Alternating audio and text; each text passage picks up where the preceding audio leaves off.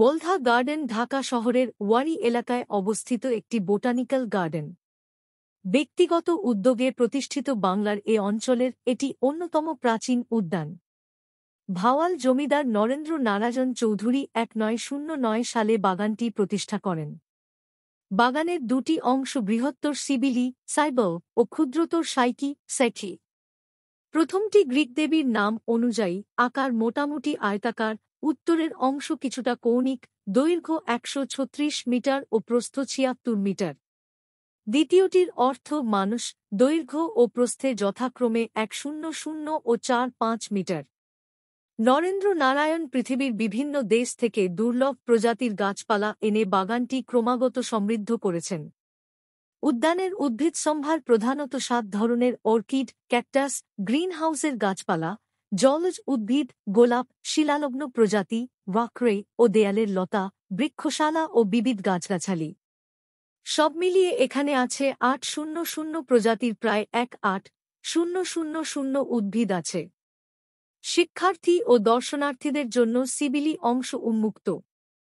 অনেকগুলি বিদেশি ও দুষ্প্রাপ্য। সম্ভবত বাংলাদেশের মধ্যে বলধাই আছে বিদেশি অর্ধশতাধিক দেশের প্রজাতির বৃহত্তম সংগ্রহ।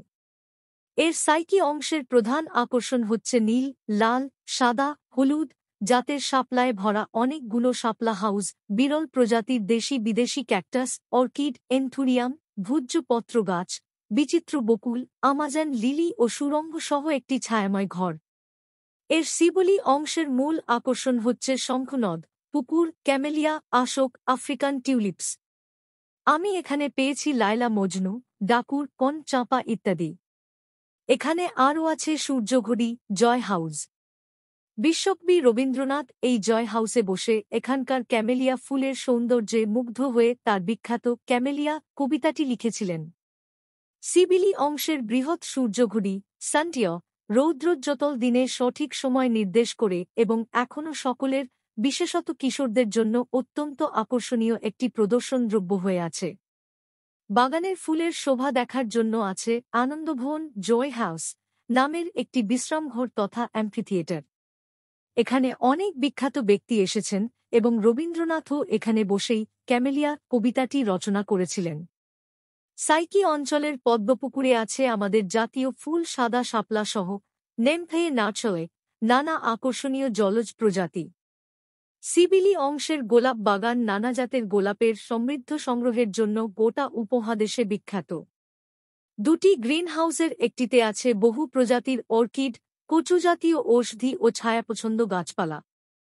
নিসর্গী ও দর্শকদের জন্য এটি একটি অত্যন্ত আকর্ষণীয় স্থান এবং উপমহাদেশের এত অঞ্চলের ফুলের শোভা উপভোগের অন্যতম প্রখ্যাত ও ঐতিহাসিক উদ্যান। ভোরবেলায় অনেক মানুষ এখানে হাঁটতে আসেন।